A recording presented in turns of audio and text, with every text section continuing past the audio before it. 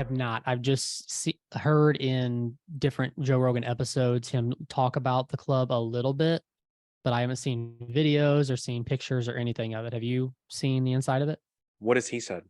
I mean, it's just not talked about the club or like not talked distinctly about it. Just like I don't know, nothing that give me any details about the place.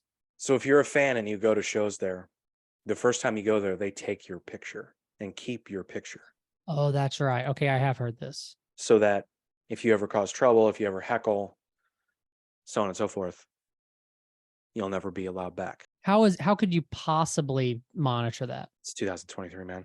I don't know. I'm sure there's a way. Maybe they have facial recognition as you walk in the door. Don't you think it would be easier, like, to have, like, to make people buy tickets online through some kind of service, and then maybe the service would ping Yes, some, but then you could buy tickets through somebody else's account. you could. How about we just raise the better argument? I thought these guys were supposed to be murderers. They can't handle a heckle every now and then. Well, there's that too. I mean, there are signs about heckling and it's like, I don't know. I get it. I would never go to a comedy show and heckle anyone. Believe me. And I've been Oh, at shows where oh, people were and I was pissed. Don't get me wrong. But to treat everyone like they're a piece of shit, because there have been a handful of times pieces of shit at shows, I don't know. That's a little bit unfair, if you ask me. I feel like it's patronizing, it's insulting, and at the end of the day, it kind of devalues the dollar that you're spending on the club, and it devalues the dollar that you're spending on the comedians. You're basically saying like we feel that everyone has the potential to ruin this show. So we're going to make sure that you don't. It's like, hey, I worked hard for the money that I paid for the show. Just let me fucking get in and have a good time. Why does this asshole over here, or this asshole over here, or this asshole in front of me or behind me have to make me go jump through hoops to be at a show that I paid for? but isn't that the same concept as making people put their or hold their phones or put their phones away or whatever? I'd say it's taking it a step further. Uh, 100%. I don't know, because it's the same concept. It's like if I think they make you put your phones away too. okay. I'll say Let's if look it up. 95% of the people in the club aren't going to be pulling their phones out to record, but one or two people decide to, and now you're ruining it for everybody, Yeah. making everybody put their phones away. It's kind of crazy. How do you feel about the name, What was it? I forgot. the Comedy Mothership? Oh, doesn't surprise me, but wouldn't be my pick. So you want to go through the FAQs on the website of the Comedy Mothership? Let's do it. Here are some of the things you're going to see on here. Should I research the comedian before attending a show? Yes, comedy is subjective and certain comedians are not for everybody. Watching a YouTube clip or reading the headliner's biography is a great way to get insight on the expected performance. Fuck you. Who's No, asking that question? And that's the most generic answer you could give. it's a stupid question. It's a stupid answer, and it shouldn't be something anyone thinks about. If you want to spend the money to go see a show, you go to the show, period. Yeah. You don't have to research it before. You don't have to research it after. You don't have to do anything. As long as you're not a shithead, why does it matter? Do you know how many shows I've played where someone didn't know who I was? Most of them. Thanks. That's my point. Yeah. Is there a dress code? No. Why have it on there then? What is the refund policy? All sales are final. We do not offer refunds or exchanges. Are cameras allowed in the club? Patrons may take personal photographs before or after the show in the lobby. Taking pictures and videotaping shows during the show without the club's and the artist's written consent is strictly prohibited. Is there a drink minimum? There is a 2-drink minimum. Oh, Joe, you piece of shit. I've heard him bitch about drink minimums at clubs. Oh, really? I think so. Or I know he's had other people I think bitching about it. That's just a standard now. I know Helium Comedy Club in St. Louis, they have a 2-drink minimum I know or most two clubs do. item minimum. Most clubs do. I just thought he was different. I thought he was changing the game for all the murderers. Is your club smoke free? Yes. However, smoke may be used at times by the comedians on stage. What are yonder bags, and does your venue use them? We do use Yonder bags. Yonder creates phone-free spaces for artists and comedians. Upon arrival at the venue, all phones and smartwatches are placed in Yonder cases by our staff and will be unlocked at the end of the show. Guests maintain possession of their phones at all times. Guests may access their phones in the designated phone use areas throughout the venue at any time. So they say nothing about taking your picture on their website, which I think is total horse shit. So I still don't see how they can monitor that. It doesn't make sense to me. I mean, do you have any idea what the cap is on the amount of people in the club? let's see, they have different rooms. So the Fat Man room. So there's the Fat Man room, the Little Boy room, Mitzi's bar, and it looks like that's it. That's terrible names for rooms. Why? Terrible, terrible. So this was like an old movie theater, I thought. That's what he bought. If I remember. Oh, correctly. I thought he built. I didn't know he. No, no, they bought a building that was already there, and I believe, like I Gotcha. said, was a movie theater. If I'm not Gotcha. mistaken. Yeah, I don't know, man. I don't know. When I heard about the picture thing, I was weirded out. I was like, well, that sucks. But whatever.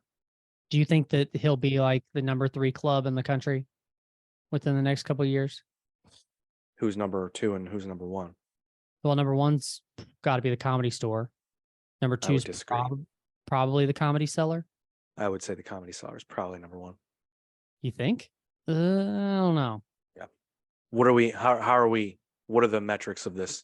Uh, Because we're both stand-up comedians, so we obviously know. So tell me, what are yeah. I mean, what are your metrics? I would just say the amount of murderers that are in there every night. Oh, murderers? Dude, so many killers. Yeah, I don't know. Those are probably the top 2. I mean, I don't disagree with that. I think they're the top 2 as far as like actual name recognition. I think the other ones would be more like chains, I guess. Sure. Right, like your Heliums. What are there's some other Funny Bones, Heliums. Yeah, but there's like not Laughing Gas, Laughing. I don't remember. There's a few other pretty big names that There's are a across ton the of comedy country. clubs, man. Yeah, I mean, it's Yeah. the Comedy Works. I feel like there's several of those in Yeah, Comedy Works. different It's really cities, and yeah, I mean, well, let's go back to what I said though, because you kind of ignored it. So don't you I feel wouldn't like the do that. guys? Don't you feel like anyone who goes to this club, if they're a comedian, could handle a heckler or two every now and then? Yes, but I But know. here's why I ask but I this. see why they're doing it. I mean, it's literally because to put it plainly, is just that everybody else is paying for a ticket also. So a heckler can be ruining the night of other people. I 100% agree. Who paid for a ticket. But comedians of right now are blowing up online because of the videos they put up of them dealing with hecklers. Matt Rife, who just announced a world tour that everyone is talking about. This dude is famous. Yeah. Not popular amongst the stand-up comedy world. He's famous. Yeah. Because of the videos he's posted about hecklers. Same with Stavros. Same with Andrew Schultz. Like all these guys, that's how they gained recognition. And Matt Rife is a crazy situation though. Like it out of nowhere. Well, why is it crazy? I didn't know what his name was a week ago. I did. And now he's selling, like he sold out his entire tour. Yeah. And I seen a video of him on, Adam Ray is. He's a comic also. He was on Adam Ray's podcast and he was talking about a video that got him where he's at like so quick. And it was called it was like Heroes or something like that. Did you see the video, the clip? I'm sure I've seen it. He's got so many, dude. What was it about? It was not a heckler, but he was talking. It was crowd work. He was talking to a girl. Well, let's make the distinction between crowd work and heckling. Now, yeah, there is a distinction to be made. Have you heard? But I'm going to go off what. Have you heard Anthony Jeselnik's take on this? On what? On crowd work videos and heckling videos and posting them online. I don't know. I got to try and find it now. Okay. So there's a distinction to be made, but I think some would argue that the crowd work is asking for the heckling so that it can enhance the impact of the clip. Oh, so you think they're doing it strictly for clips, like for social media? Well, obviously they are, dude. Yeah. I mean, you say obviously, but I don't think all comedians are doing that. I mean, I've seen Dave Attell do that, and he wasn't doing it for social media. He was doing it just just for the fun of crowd work. Yeah, but he also started when social media was non-existent. I mean, that's true. Anthony Jeselnik had a really good take. I can't find it. He essentially said that like feels like, and I'm totally paraphrasing, but he kind of said he feels like it's kind of a cheat code that a lot of comedians have found, posting crowd work videos and getting a significant amount of views. Now, he admitted, he goes, I have crowd work videos. I try not to post them. And if someone has posted them, if they have been posted, they haven't been by me. I do crowd work, but I definitely don't want to use it as a way to promote my stand-up comedy and my jokes, like my writing. Now, again, I'm paraphrasing all of that, but that's kind of what he was saying. So you call it a cheat code. He wasn't complaining, and he didn't use the term cheat code. I did. He said something like that. I don't know. What do you think I don't know that I have an issue with it. with the crowd work videos? Yeah. I mean, why does it harm anybody to use that to promote your comedy? If anything, it shows people, if they see it, that if I go to one of these shows, there's potential that this is going to happen. There's going to be crowd work. Yeah, but is that a good thing? Because that's what antagonizes the heckling. That's what antagonizes people to involve themselves in the show because they want to get roasted by the comedian. Well, I mean, the comedian is setting that up for themselves. So in that case, by posting the clips, yes, and that's where Anthony Jeselnik is coming from. No, I'm not talking about the clips. I'm talking about in general. If Anthony Jeselnik is on stage and he's doing crowd work with people and, may potentially have hecklers, he did that to himself. You know what I'm saying? Well, absolutely. Yeah, no, that goes for anybody. And again, I don't think he was complaining about it. I think the bigger picture that he was looking at was the naivety of people who would go to a stand-up comedy show. If they saw your clip online, or if they've seen several of your clips online and all they are is crowd work, they're likely going to go to your show expecting that to happen again. And if it doesn't, they get disappointed. And those that are assholes and shitheads get disappointed, and then they heckle, turning it into a whole different thing. I think that's where he was coming from with that. But I think that's the risk. That's the risk you run, obviously. Yeah, exactly. You're doing that to yourself as a comedian. But he has a fair concern though. And but again, he goes, look, I do crowd work. I've done it. I think he just had concern for comedians coming up who have not, I guess, essentially established themselves through specials and through years and years of doing the road and years of writing and, working out material, who are kind of solely relying upon these crowd work clips to go viral and then thus get them more people coming out to their shows. It's like you're asking for a different type of audience. And I think that's a fair point to make. It is a different type of audience. That's true. Matt Rife, I think he's a funny guy, but he's going to bring a shit ton of females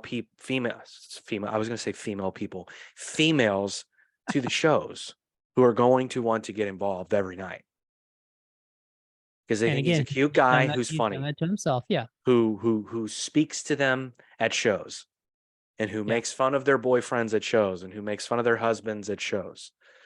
So you're asking for a different type of audience. Yeah. Now, again, how badly do you want to sell your soul? How badly do you want that cheese, if you will? Apparently, Matt Rife unlocked some kind of cheat code with social media that got him as big as he's gotten in a very short amount of time. Dude, he's said on numerous occasions it was a TikTok video that went viral, and then from there it just fucking exploded, and he didn't really understand it either. So what he said whether it's true or not, what he said on Adam Ray's podcast, that there was this one video that he didn't even want to post. Yeah, and it was of crowd work, and it was a girl in the crowd who was saying that the Build-A-Bear thing, right? No, this was it was a woman complaining that her significant other wasn't, like, when he came home from work, he didn't do anything. He basically just didn't do anything. Yes. And Matt Rife asked her, well, what does he do? And she's like, he's a nurse or something. I remember. Paramedic. Something like that. Yeah. He goes, So she's out there saving lives all day long and then comes home and does nothing and you're complaining about it. Like that's Right. basically what the clip was about. Right. And Right. he's like, I didn't want to post it. And he said he posted it. And then overnight it was just everywhere. Again, Yeah. how do you unlock that algorithm? I don't know what it is, but what I did find out, I talked to a very well-known comedian in the scene in St. Louis Recently? who tours around. Yeah. You're just now Uh, telling me this? Why didn't you bring him onto the show to discuss this? so I talked to him about this, and he told me that he doesn't like he has no idea how or why he got so big. The only thing he can tell is that he has a very good publicist, and he shoved a lot of money into social media, which What does makes that sense. mean? What does that mean? Like he went viral like he did because he shoved a lot of money into social media. Meaning what? Like he bought likes and followers? I don't know I'm about not that. buying that. I'm not buying that. I mean the promotion. Like like if you go on Facebook and you You can want to boost a buy, post? yeah, stuff like that. Yeah. You're not going to say who the comedian is? No, What the fuck, bro? because I don't know if he wants. I don't want to Why would you know if he bring it wants it up then? Now we have because to have him on the show. Can I ask you something? yeah. Never mind. I don't know if I buy that. Okay, you don't have to. Here's why. Well, just take it from someone. Look, dude. It's a similar world. So in the world of music, we've seen bands, we've seen artists blow up this day and age because of TikTok, because of social media, because of whatever. I, as a fellow artist, musician, whatever, would never just assume, well, they spent a bunch of money on the marketing through social media. At the end of the day, well, we just look, I hate on Morgan Wallen all the time. I quickly admitted that's a goddamn catchy song. I Yeah. hate the singing.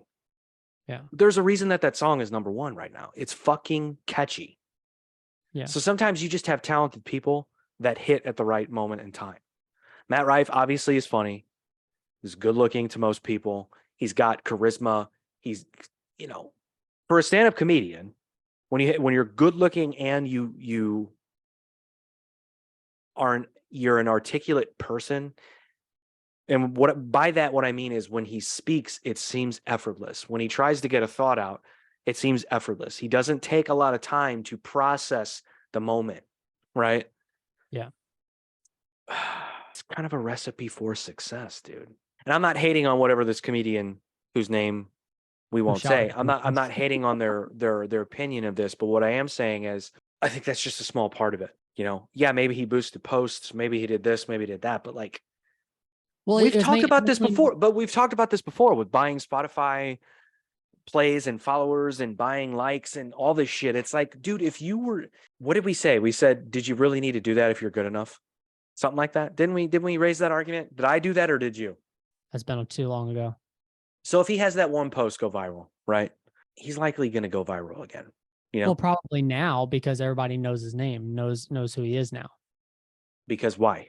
Because he boosted posts or because people saw the viral clip, they checked out more, they realized, oh wait, this guy's funny. I like Maybe. him. Let me go ahead. I don't know, man. I mean, I'm kind of being protective of the idea that like talent overrules everything else. But I get what you and this person are saying. It's an interesting thing that we'll look with him specifically. Well, supposedly there's a few things that he said on podcasts and stuff that basically a lot of people were trying to get him canceled. Why? Like pretty quick. I'm not sure. I seen a clip of a guy, I don't know what his name is, but Matt Rife was on his podcast and basically he was talking about another girl, I guess, in not such a great light. And people were trying to cancel him after the comments that he made on that podcast. So Trevor Wallace and Michael Blowstein. The show is called Stiff Socks. Get it? I got it. I'm giving up on this, man. I don't care enough. Okay. Sorry. It's all good. Don't care enough. Yeah, he's not going to be canceled. He'll be fine. Well, you kind of sound like you don't like the guy. Like you got a problem with him. Why? I just don't personally think You don't he's get funny. it? You don't think he's funny I don't at get it. all? Have you ever watched like him do a bit? I purposely tried to Okay. watch a lot of it just to see, and I mean, it's not terrible. It's not my Sure. my funny, I guess. You disturbingly called him good looking about 15 times. So I think it was twice. I think I think it that was twice. I think that has a lot to do with what's selling tickets for him too. Dude, it doesn't make me weird to point that out. I mean, it's obvious. Just Good looking, kidding with you. good looking people do well in this world, man. You know, maybe, you know, my wife doesn't think he's good looking. We've had this conversation. She goes, he's odd. He looks odd to me, but she showed me the picture that she was talking about, and it's for the picture of his tour. And it looks weird. It looks like someone superimposed something into the photo, and it does Really? look odd. Like if it was me, I'd be like, hey guys, can we use a different photo? Because I look bizarre. But no, I mean, it's, whatever. Fuck you, man. Shut up. Before we get out of here, I wanna do something. I want to ask you some questions here. This genuinely worries me because I have no idea what you're gonna do. It shouldn't, man. I have nothing but good intentions always. I'm gonna play 3 songs for you. You're gonna tell me which one you like the best of the 3 I play, okay? We're gonna do this for a couple of different things. We're gonna start with rock songs, alternative songs, okay? Ready? I'm already a big fan of this one. So this, of course, is Iris by the Goo Goo Dolls. Very, very popular song. And I know you like this one. That's why I chose it. Everyone knows that song, right? Sure. Now we're going to do this one. Very good one.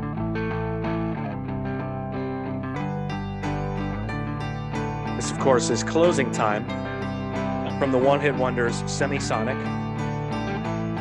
Don't they have another one? How dare you? No, they don't. They're a one-hit wonder. What other hit did they have? True. I don't remember We'll what look it is. into that.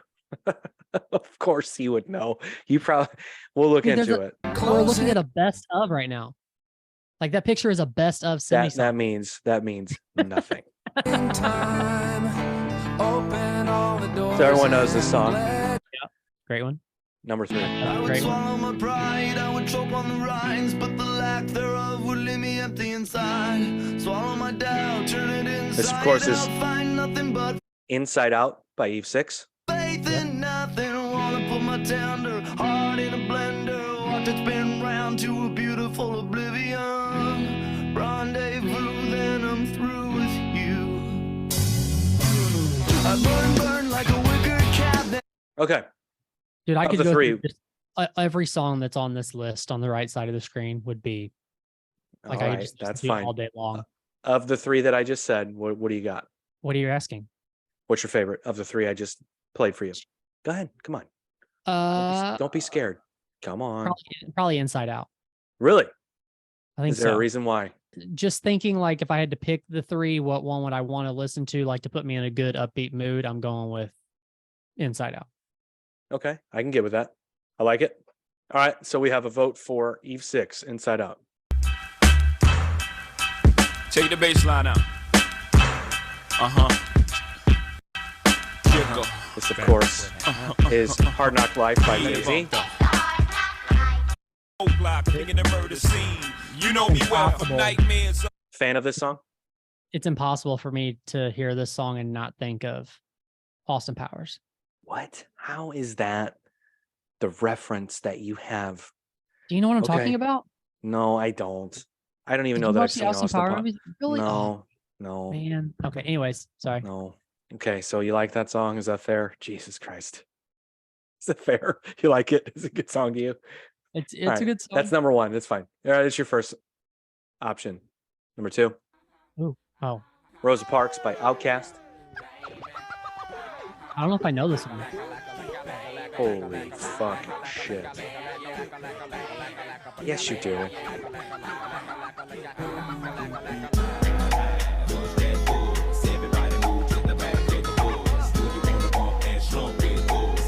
Be the type of people make their club get crunk. You don't know this song? All right, well, shame on me. Here's number 3. Don't wanna be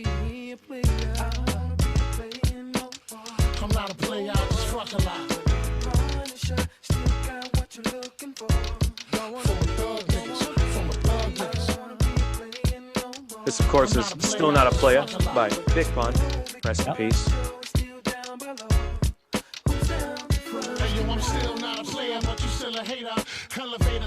Who's, All right, who's the other guy singing in that? that is Joe, Joe. R&B sensation Joe. Okay. All right, so we're gonna put one in place of Outkast. Holy fuck. Eh.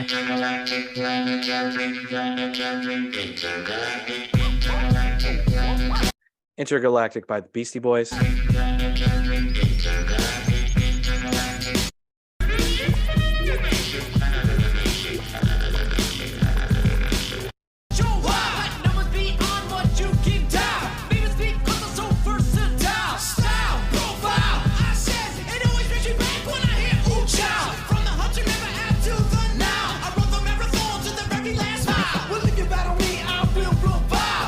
All right, so we have Jay-Z, Hard Knock Life, or as you so eloquently said, that song from Austin Powers. We have Big Pun, Still Not a Player, and Intergalactic by the Beastie Boys. What do you got? Big Pun. Really? Yeah. Good pick. I of those three, I would pick that too. I'm not the biggest Beastie Boys fan. Are you serious? Yeah, well, here's the thing, man. So back in the day, I was not. Especially when that song came out. I thought it was corny. I thought they were corny, but I was also trying to be cool and impress my friends who were listening to fucking grimy fucking shit at the time. It's like, oh, Beastie Boys, whatever. But like now, as I've gotten older, if you go back and listen to the first 3-4 records, dude, they're really good. It's good shit.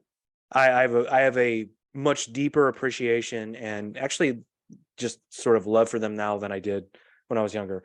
I also think when I was younger too, they got lumped into, because of like songs like Sabotage and shit like that. Like they got lumped into, because I was a kid, I was an impressionable because of MTV. They got lumped into like alternative music and grunge. And I was like, well, there's so many other bands that I'd rather listen to than Beastie Boys. I didn't do my research on the hip hop because we didn't have the fucking internet. And Right. so when I was at a record store or a CD store, I was not, if I was in the B's, I was skipping right over Beastie Boys, you know? So I have more of an appreciation for them now. So you're going with Big Pun. I like it. Okay, one more here.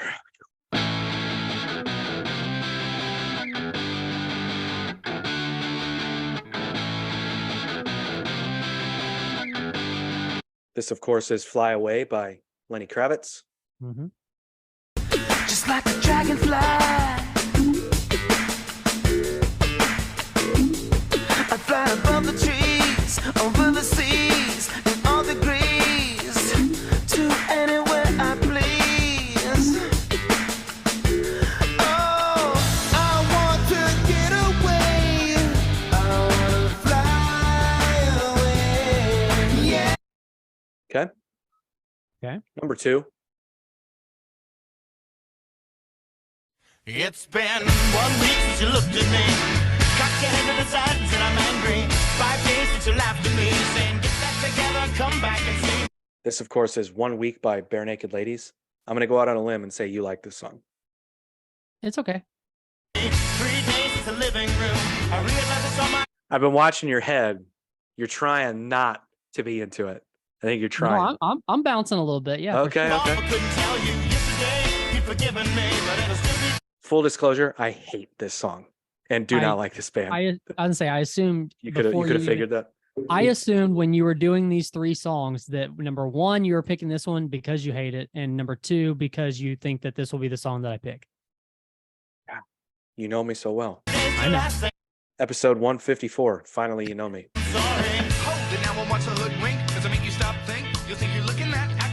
You don't like it because you think it's corny. It's so cheesy. And it is corny. It is. Speaking of cheese and corn. And the song was huge though, wasn't it? Oh, yeah. This is I Don't Want to Miss a Thing by the legendary. The movie it was Aerosmith. attached to, though, was A big movie. Lost in this moment forever. Every moment spent with